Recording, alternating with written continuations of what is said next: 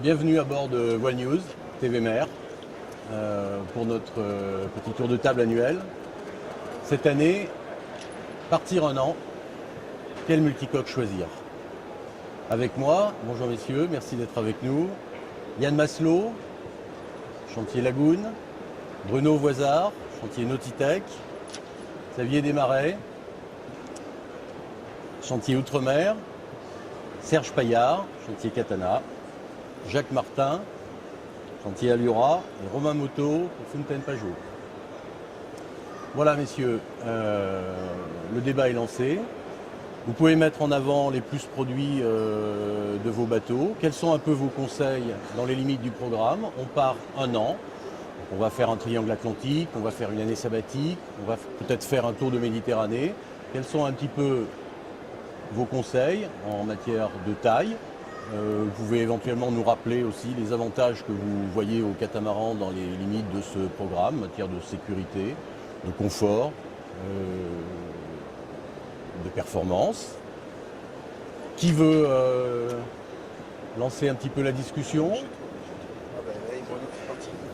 Non, je dirais d'abord que vous avez devant vous, je pense, plus de 60% du marché du catamaran de voyage. Tout à fait. Et donc qui se partage entre nous tous, avec chacun des plus, des moins dont on va parler, ou plutôt des différences, et donc qui permettent justement un choix aux clients qu'on voit sur le salon, ou en général sur les salons à flot pour ceux qui sont absents, et qui est considérable, qui explique l'avance des bateaux français et la créativité. Bien sûr. Alors, puisque vous avez le micro, Bruno, chez Nautitech, si je venais chez vous pour un conseil, je pars en année sabbatique, j'ai encore pas tout à fait fixé mon programme, je ne sais pas si ça va être un tour de Méditerranée ou un triangle atlantique. Quel serait votre conseil et qu'est-ce que vous mettriez un petit peu en avant pour me convaincre? D'abord, je dirais que pour nous, c'est un marché un peu nouveau. Ça fait 2 ans qu'on a ce marché-là du grand départ, de l'année sabbatique. Donc, on s'est très vite adapté à cette demande-là. Alors, chez nous, ça va être peut-être un petit peu de ce qu'on appelle la customisation, semi-customisation, c'est-à-dire de pouvoir répondre à des demandes de cabine enfants, parce que l'année sabbatique, c'est souvent lié aux enfants, avec l'école à bord. Voilà, on va avoir on va discuter de comportement marin, de simplicité d'utilisation, voilà, un certain nombre d'arguments. En tout cas, ce qui est clair, c'est que le catamaran se prête parfaitement à un programme d'1 an, justement autour de l'Atlantique, avec tous les moyens en plus. Alors même si j'ai peu d'expérience, est-ce que je vais savoir rassurer ma famille, ma femme, avec l'un ou l'autre de vos bateaux? Moi, je dirais que le catamaran a un avantage énorme, c'est qu'il pardonne beaucoup les erreurs. Quand le vent monte, c'est vrai qu'un monocoque va plus facilement se coucher et faire peur à beaucoup de gens. Le catamaran, il va accélérer. Au bout d'un moment, on sait qu'il faut réduire, mais il ne va jamais se mettre sur la tranche et faire peur à l'équipage. Donc, c'est un bateau, on voit très souvent, nous, des gens partir qui ont très peu, voire pas d'expérience. Ils se disent, c'est le rêve d'une famille, c'est un projet de vie. Ils partent 1 an, 2 ans ou plus. Nous, on met beaucoup de bateaux à l'eau au Sable d'Olonne et on se dit, oh là là, qu'est-ce qui va se passer? Ils connaissent rien. Ils attaquent par la traversée du golfe de Gascogne, c'est pas rien. Et puis, ces gens, on les rencontre 1 mois, 2 mois après. Et puis, ils ont appris sur le tas, comme on dit. Et il ne s'est jamais passé de choses catastrophiques. C'est un énorme avantage du catamaran. Et finalement, des gens qui étaient de vrais novices, au bout de 3 mois de croisière en famille, ils ont l'expérience qu'avont beaucoup d'entre nous après peut-être 10 ans ou plus de navigation. Bon, ça me rassure. Qui veut Serge Paillard? Alors, j'aimerais vous entendre aussi un petit peu sur vos conseils en matière de taille. En dessous de quelle taille ne dois-je pas aller et au-dessus de quelle taille, dans les limites d'un programme d'1 an, où on intègre aussi une revente à terme, mais en matière d'utilisation familiale, quels seraient un petit peu vos conseils par rapport à cette question de la taille du catamaran de voyage? J'enchaînerai sur ce que Yann a dit au sujet de la facilité d'utilisation. Tous les catamarans ont été conçus pour être menés en équipage réduit. Et c'est quand même une notion de confort, je dirais, dynamique, importante, puisqu'on voit que nos clients, en moyenne, naviguent très souvent en couple. Et donc, la taille du bateau, finalement, est un peu indépendante de la taille de l'équipage, parce que pour nous qui avons un 41 pieds comme plus petit bateau et un 92 pieds comme plus grand bateau, ce qui va différencier, c'est pas le couple de propriétaires qui va être à bord dans les deux cas, c'est peut-être à partir de 65 pieds un skipper et un équipage. Mais en fait, on voit que en général, nos bateaux sont utilisés par des égoïstes qui partent justement, s'ils partent longtemps, c'est qu'ils ne veulent pas être entassés beaucoup sur un bateau. En revanche, ce qu'ils veulent pouvoir faire, c'est accueillir leurs enfants ou leurs amis aux escales. Mais la traversée, en général, se fait en équipage très réduit. Alors chez vous, dans votre gamme, un conseil, le 41 que vous venez de citer, par exemple, sur un triangle atlantique, je vais pouvoir partir avec. Pour nous, c'est effectivement le plus petit bateau avec lequel on peut envisager de partir au grand large, sachant que effectivement, c'est quand même notre vocation initiale chez Katana, le voyage. D'ailleurs, c'est pour ça qu'on a choisi cette devise qui est voyage et performance. Et on estime que au-dessous de 41 pieds, enfin 40 pieds, non seulement il y a des questions de confort et de sécurité, mais aussi des capacités d'emport qui n'existent plus. Partir loin, ça veut dire avoir de l'autonomie. Et pour avoir de l'autonomie, il faut être capable d'emporter beaucoup de choses. 41 pieds minimum, alors ça serait votre conseil. Oui. Et alors, j'étais sensible à ce que vous disiez à l'instant. Je vais partir peut-être en couple. La nuit, je vais être seul pendant l'écart. Beaucoup d'équipières nous posent ces questions-là. Est-ce que vos bateaux, est-ce que vous avez mis en œuvre, qu'est-ce que vous pouvez nous dire un petit peu ce que vous avez mis en œuvre pour que le quart de nuit, qui va être un quart finalement de solitaire, se passe bien? Qui veut aborder cette question? Jacques Martin pour Aliora. Oui, bonjour. Alors nous, on est évidemment dans notre cœur de marché en ce qui concerne le grand voyage, puisqu'en fait, on ne fait que les bateaux que pour ça. Lorsque vous parliez de taille tout à l'heure, on commence à 40, 41 effectivement pour Katana, 44 pour nous. 50 pieds, ça me paraît le maximum pour les gens qui partent seuls, enfin du moins en équipage assez réduit pour un grand voyage. Mais je voulais rebondir sur votre question, puisque on vient de vendre récemment ce qui représente exactement l'exemple du couple qui ne s'y connaît pas trop, ce que disait Yann tout à l'heure.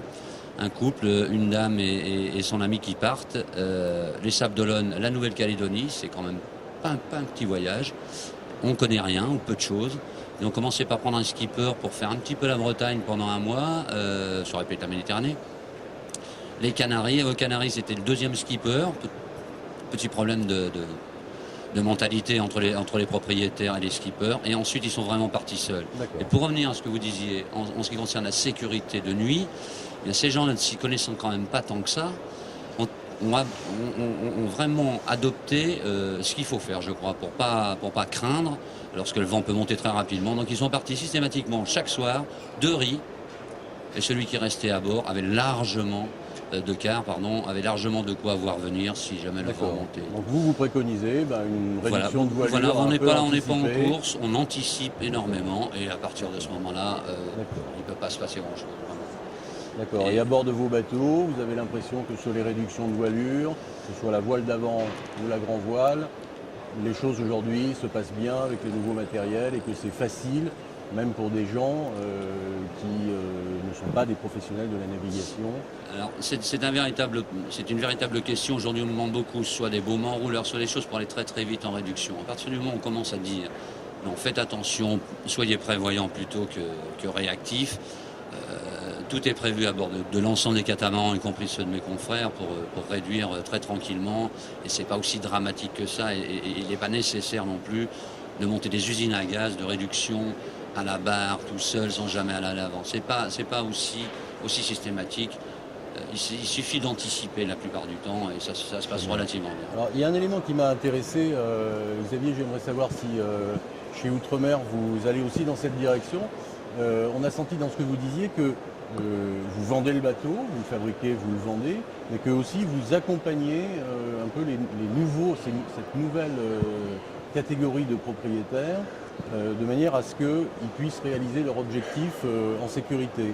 Vous êtes sensible aussi à ce côté rassurant et où la prestation, je dirais, de conseil accompagne la vente du bateau? En fait, on se considère, outre-mer, hein, c'est des catas, bien sûr, de grand voyage. Hein, depuis 84, on a 200 bateaux qui naviguent autour du monde, donc les tailles de 42 pieds, on parlait de la taille mini, on est autour de ça, jusqu'à 64. Et c'est vrai qu'on aime bien se définir un peu comme des accoucheurs de rêve. Les gens viennent chercher un bateau, mais ils viennent aussi chercher à être assurés et à trouver l'ensemble des prestations qui vont leur permettre de partir dans de bonnes conditions. Donc c'est d'abord un bateau qui est sûr. Hein, donc là on a dit pour tout le monde, je pense que les bateaux maintenant offrent des manœuvres très simples et ne sont pas très compliqués à manier. Simplement, ils ont besoin souvent d'être accompagnés. Donc c'est pendant toute la fabrication du bateau, donc ils aiment bien voir comment ça a été construit, être au courant des systèmes pour être le plus autonome possible, avoir tous les petits détails pour répondre à toutes leurs questions. Et puis c'est au moment de la mise en main, souvent les gens, comme chez vous, les personnes vont de moins en moins hésiter à prendre un skipper par exemple les premières semaines, le temps d'être à l'aise. On a toute une partie des clients, parce que alors nous on s'est spécialisé peut-être un peu plus sur les aspects bateaux marins simples et rapides, donc on a mis l'accent sur la performance, donc un petit peu moins de volume peut-être que chez certains de nos concurrents, enfin ou de nos confrères plutôt. Mais je pense qu'après c'est à chacun de voir où il met le curseur, mais je pense que l'esprit est bien le même, c'est de dire les gens veulent partir en toute confiance et c'est à nous de leur donner tous les éléments qui vont leur permettre de partir serein. Et là aussi un petit peu la surprise, c'est de voir que si toute une partie des clients sont déjà expérimentés et connaissent nos bateaux depuis longtemps, des gens découvrent finalement le grand voyage par le catamaran et on est plutôt toujours surpris agréablement de voir que des gens qui n'ont pas l'air très aguerris au départ, très rapidement sont à l'aise et on va les retrouver rapidement à Dakar, aux Canaries, le côté de l'Atlantique. Simplement, on a la moitié de la production aujourd'hui qui part sur ce genre de programme, puisque comme on en parlait tout à l'heure, il y a un problème de place de port effectivement un peu sur l'Europe. Donc on a beaucoup de bateaux qui partent sur ce genre de grand voyage, en famille, en couple ou entre amis, en location régulièrement et sur de l'achat neuf aussi. Nous, ce qu'on a comme modèle aujourd'hui chez Fountaine Pajot qui correspond le mieux et qu'on vend le mieux dans le genre de cadre, c'est le 44 pieds réellement, qui était avant son prédécesseur, le Bullis 43, qui a été un vrai succès sur ce créneau-là et aujourd'hui qui a été remplacé par l'Orana 44 et qui fonctionne très bien sur ce genre de navigation. Très bien. Alors, on va parler un peu aussi de skiffage. Les multicoques sont chers. Et qu'est-ce que vous allez me dire pour me convaincre, si je suis encore un petit peu hésitant entre un monocoque et un multicoque, pour essayer de me convaincre pourquoi les multicoques à longueur égale sont plus chers que les monocoques? Parce que c'est pas la longueur qu'il faut regarder, c'est le volume habitable et la surface. Donc aujourd'hui, on va dire, on peut comparer un 40 pieds à peut-être un 47, 48 pieds monocoque. Enfin, et encore, on n'aura pas la vue sur la mer de l'ensemble des aménagements, on n'aura pas le carré extérieur qu'on appelle cockpit encore maintenant, mais qui est en fait un carré extérieur. Donc tous ces avantages-là qui sont énormes sur un multicoque. Donc la comparaison n'est pas du tout sur la longueur. Oui, comme disait Bruno, effectivement, le volume, c'est le point principal. Je dirais même que effectivement, un 40, ça correspond à un 48 pieds monocoque, un 40 pieds kata, un 48 pieds monocoque. Et là, quand on regarde dans les prix, clairement, le kata est même moins cher, en fait, en termes de volume. Je voulais également faire un point tout à l'heure, on a évoqué, tu parlais de la taille idéale. Moi, je dirais qu'il y a 3 facteurs à prendre en compte. Il y en a un, c'est le budget. C'est évident, il y a des gens qui peuvent, d'autres qui ne peuvent pas. Le deuxième facteur, c'est la zone de navigation. Il est évident que si on reste en Méditerranée, on n'a pas forcément besoin d'un bateau très grand parce qu'il y a moins besoin d'autonomie. Et le troisième facteur, c'est le niveau de confort, qui est aussi dépendant du budget. Alors, tous nos catamarans à tous, ils sont tous homologués en catégorie A, c'est-à-dire qu'ils sont tous homologués offshore, ils peuvent aller où ils veulent dans le monde. La taille va faire évoluer le niveau de confort à bord. Moi, je trouve que personnellement, pour la Méditerranée, un petit bateau, c'est largement suffisant. Dès qu'on veut commencer à traverser l'Atlantique et à continuer sur le Pacifique, on a besoin d'autonomie. On est amené à rencontrer peut-être des mers plus difficiles. On a besoin de confort et qu'une taille idéale, elle va être située pour un couple avec une petite famille entre 45 et 55 pieds. C'est vrai qu'après, au-delà, Jacques le disait tout à l'heure, on commence à avoir la notion de petit équipage ou un skipper ou un marin à bord pour aider parce que les volumes sont tels il faut du monde à bord. Mais je vais revenir à votre question sur la différence de prix entre les monocoques et les catamarans. Elle n'est pas si évidente que ça. Chez Alliora Marine aujourd'hui, on a la chance de faire des catamarans de grand voyage, c'est en fait notre but, et des monocoques également.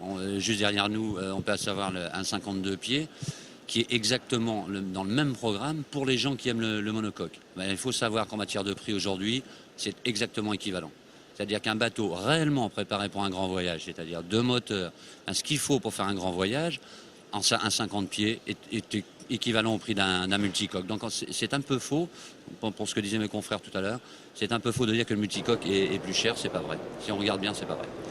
Ça reste un très bon compromis. Et lorsque vous êtes à l'arrêt, le multicoque, la traversée c'est un temps, les arrêts et les mouillages, c'est beaucoup de temps. C'est 80% et là, du temps du le voyage. multicoque l'emporte souvent quand même. Serge Payard. Oui, il y a même. Ce qui est intéressant de voir, c'est que on a maintenant beaucoup de ponts entre les bateaux de voyage monocoque et multicoque, voire les bateaux de voyage à moteur. Auparavant, le catamaran de voyage, c'était quelque chose de très spécifique, c'était un monde à part, ça correspondait à une culture particulière. Aujourd'hui, on voit qu'on a des clients qui viennent de bateaux de voyage monocoque, voire de trawlers, de bateaux à moteur.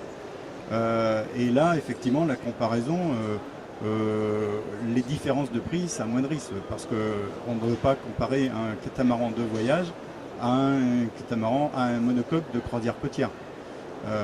Donc je pense que ça c'est non seulement une tendance en France, où on est quand même largement en avance pour les multicoques, mais c'est aussi, et c'est intéressant, une tendance mondiale. Avant, c'était difficile de convaincre un anglo-saxon qu'on pouvait faire de la croisière au long cours avec un kata. Maintenant, c'est chose acquise. Et pourtant, ils étaient précurseurs aussi dans le segment. Un avec des tout américain. petits bateaux. Oui, mais effectivement, aujourd'hui, le bateau de grand voyage, dans le monde entier, ça peut très bien être le catamaran, et c'est très souvent le catamaran. Oui, moi j'avais un petit mot aussi. C'est vrai que nous, en fait au départ, moi je suis un des 2 fondateurs d'Allure Yachting, donc on ne peut pas m'accuser d'avoir un a priori pour le multicoque au départ, parce que nous on a démarré il y a 6 ans avec une société qui fait du monocoque, coque alu, donc vraiment dédié grand voyage. Et en fait je pense que on peut le faire dans les deux. Moi simplement ce que je remarque, c'est que sur les monocoques, quand on est sur coque alu, ça permet des programmes un peu plus extrêmes. C'est-à-dire que si on veut aller effectivement naviguer au milieu de glaçons, comme Stéphane Perron le fait actuellement sur un de nos bateaux, c'est vrai que je recommanderais plutôt un monocoque alu qu'un catamaran. Ce que je vois par contre sur les catamarans, et ce qu'on voyait moins sur les monocoques allure, c'est qu'en fait le catamaran permet à des personnes qui découvrent le bateau, en fait on n'a pas besoin d'une culture nautique importante pour venir sur du catamaran. Ce qu'on observait chez Allure, c'est que les gens en général avaient eu un parcours initiatique nautique relativement long. C'est-à-dire que c'était leur 3e ou 4e bateau, en général. Dans le catamaran, on n'a pas ça. Moi, j'ai la moitié de mes clients à peu près qui veulent un bateau marin simple, rapide, qui viennent nous voir en disant voilà, on a envie. Et c'est pour ça aussi, pour revenir sur le sujet de tout à l'heure, ils veulent un peu qu'on leur donne toutes les clés. Et c'est pas qu'un bateau, c'est l'accompagnement qui va avec. Mais ça, je pense que dans le monocoque, il y a une appréhension plus forte. Sur le multicoque, je pense qu'une famille qui arrive se sent beaucoup plus rapidement à l'aise. C'est vrai qu'il y a plus de surface, plus d'espace. On n'a pas la gîte, on n'a pas tous ces aspects-là. Et donc, il y a peut-être un côté un peu plus abordable. Très bien. Alors, moi j'aimerais, pour conclure ce petit tour de table, j'imagine que vous êtes constructeur de bateaux, mais que vous avez tous un petit fantasme de départ. Sur quel bateau choisiriez-vous pour partir en famille? Bruno Voisard, partir un an en famille ou partiriez sur un autre? Alors moi je prendrais un 44, le 44 pieds. Le 40 convient très bien, on disait tout à l'heure, on citait ça autour de 40, limite 38 pieds, je pense que c'est... voilà, donc il y a déjà un très bon bateau, mais pour moi la taille idéale ce serait le 44. Je dis souvent à nos clients qui hésitent par exemple avec un 47 pieds, prenez plutôt le plus petit, c'est plus gérable en cas de problème technique éventuel sur une voile, n'importe quoi, qui peut arriver en mer. On est plus à l'aise. Donc pour moi, c'est vraiment ça. Après, tout est, ce qu'on disait tout à l'heure, dans le confort et dans le niveau d'équipe. D'accord. Xavier, vous partiriez sur quoi? Voilà, on est en train de sortir un Outremer 49 là, qu'on va mettre à l'eau à l'été prochain. Et c'est vrai que en plus quand on s'implique dans le développement, c'est le premier bateau, disons, de la nouvelle ère Outremer. Je suis impatient de le voir à l'eau et c'est vrai que je m'imagine bien avec la famille et les enfants. C'est vrai que les quelques week-ends qu'on a fait, et les quelques sorties qu'on a fait en famille sur des catamarans me permettent d'avoir un fort support familial là-dessus. Et ça, c'est très important. Vous êtes convaincu alors? Serge Payard. Comme dirait mon ami Antoine, qui navigue d'ailleurs en voyage sur son bateau qui s'appelle Voyage, qui est un catamaran, lui dit la plus belle île, c'est celle que je n'ai pas encore trouvée. C'est la prochaine. Et quand on est impliqué dans la création, comme nous tous, le plus beau bateau, c'est le prochain que nous allons sortir. Donc pour nous, ça va être le 46, qui se trouve être en plus dans la taille de l'archétype du bateau de voyage chez Katana, qui était le 471. Et c'est vraiment certainement la taille idéale, je crois qu'on est à peu près tous d'accord, aux alentours de 45 pieds pour partir non seulement partout dans le monde, mais en équipage réduit. C'est un bateau qu'on peut encore mener facilement. Oui, nous, on a... Chez Lagoon, c'est en plus un projet personnel que j'ai aussi de partir avec les enfants en famille, donc j'espère pouvoir le faire rapidement. Il faudra que la bourse remonte un petit peu, mais on a les actions Beneteau.